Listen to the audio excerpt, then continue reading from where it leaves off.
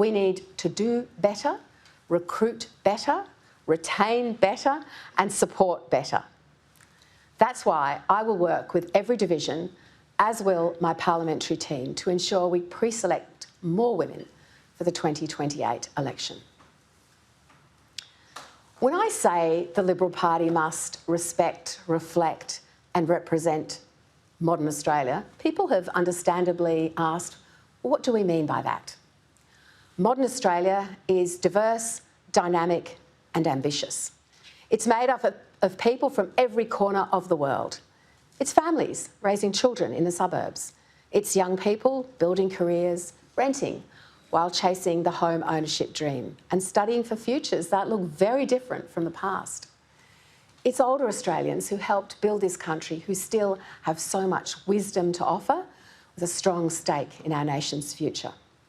It's professionals, small business owners, community volunteers, entrepreneurs and everyday workers who deserve to be recognised, not overlooked. Modern Australia is not just one story, it's all of them. And our party must be big enough to represent that shared experience. One of the clearest messages from the election was that Australians want better answers from us. We are the alternative government and we must act like it. The Liberal Party is at its best when we focus on building aspiration in our country, that thread which connects every part of Australian society. We are at our best when we focus on making government better, not bigger. When we argue for lower taxes, not higher.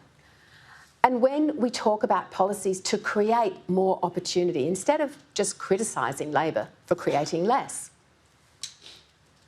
I do not take the responsibility of being leader of the opposition lightly. My leadership will be inclusive, consultative and collaborative. Over the next 2 days, we will meet as a shadow ministry, as a shadow cabinet and as a Liberal Party room. The party room meeting will not be about debating or determining individual policies. It will be our first formal opportunity to discuss the 2025 election and the Goward-Minchin review. It will also be an administrative party meeting focused on discussing structures and frameworks for new policy development processes. This will be an initial meeting on these matters and further work will follow. I want to empower all MPs and senators in my party room, from the leadership group to the backbench, to contribute to the development of our party's next policy platform.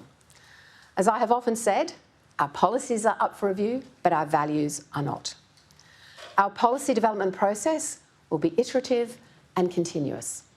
It will evolve throughout the term in response to internal and external feedback, emerging issues and ongoing engagement with the community. As part of that policy development process, we will establish a dedicated coalition working group on energy and emissions reduction policy. This group will work directly to me and to David Littleproud. It will be led by the Shadow Minister, Dan Tehan, and involve the Shadow Treasurer, Ted O'Brien, Susan McDonald in Resources, Alex Hawke in Industry, Angie Bell in Environment, and Shadow Assistant Ministers, Dean Smith and Andrew Wilcox.